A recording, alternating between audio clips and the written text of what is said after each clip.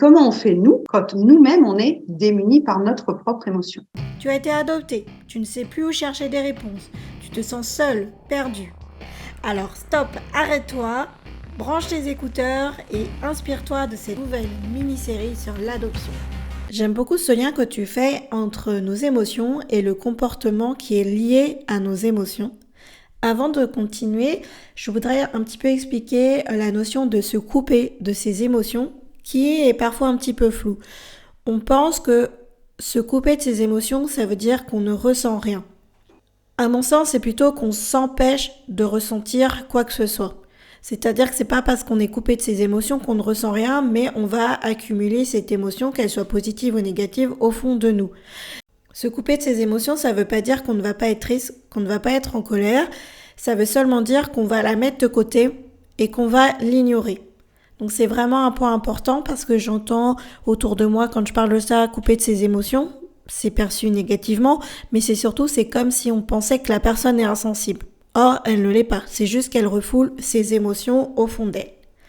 Du coup, ma question, Séverine, c'est par rapport à ce petit garçon qui exprime très bien sa colère, qui lui n'a pas peur de la montrer, même si elle dérange le monde des adultes, qu'est-ce qui fait qu'en grandissant, en devenant adulte, on s'est coupé au fur et à mesure de ses émotions? La première fois que tu m'as dit le mot se couper de ses émotions, je me suis dit, il y a deux premiers axes qui sont importants. C'est est-ce qu'on en est conscient ou est-ce qu'on n'en est pas conscient? Parce que se couper de ses émotions peut être une attitude volontaire. Par exemple, on sait qu'on va très très mal, qu'on vient d'apprendre une très mauvaise nouvelle, mais on a le rendez-vous chez le banquier dans 10 minutes. Là, on va se couper de ses émotions pour assurer, pour faire comme si tout allait bien. Et ça peut marcher pendant 1 heure, peut-être une journée. Mais très vite, l'émotion qui demande à s'exprimer va rejaillir. Et donc, la conscience qu'on en met, c'est est-ce que je me coupe de mes émotions et que je le sais, auquel cas il s'agit d'un temps, d'un tic-tac qui va finir par imploser un jour, ou alors est-ce que je ne le sais même pas et que je suis uniquement dans le faire.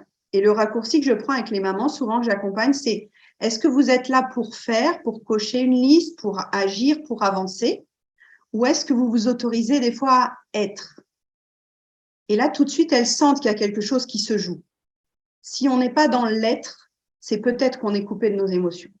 Soit on se coupe parce qu'on ne veut pas admettre qu'on ne sait pas comment faire, soit on se coupe parce qu'on ne veut pas faire porter le désagrément aux gens qui nous entourent. Parce qu'on a peur que ce soit incontrôlable pour eux et peut-être même qu'on a peur que ce soit incontrôlable pour nous. Donc, soit on se dit on ne sait pas faire, soit on se dit l'autre ne va pas savoir me gérer, soit on se dit cette émotion me fait peur tout court. On ne sait même pas quelle émotion c'est, mais elle me fait déjà peur alors que je n'ai pas essayé de la décortiquer, de la regarder en face, de prendre du recul sur elle. Finalement, quand on fait la paix avec nos émotions, on va tellement mieux dans tous les domaines. La vie pro, la vie perso, la vie de couple, la vie de parents.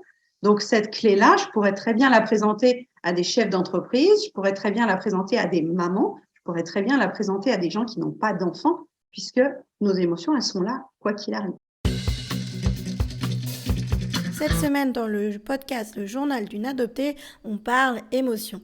Pourquoi on s'est coupé de nos émotions, comment s'y reconnecter sans trop souffrir, avec Séverine Face, spécialiste des émotions. Alors surtout, on n'hésite pas, on partage cet épisode et le podcast, ça va sûrement être utile à beaucoup de monde. Merci et à bientôt.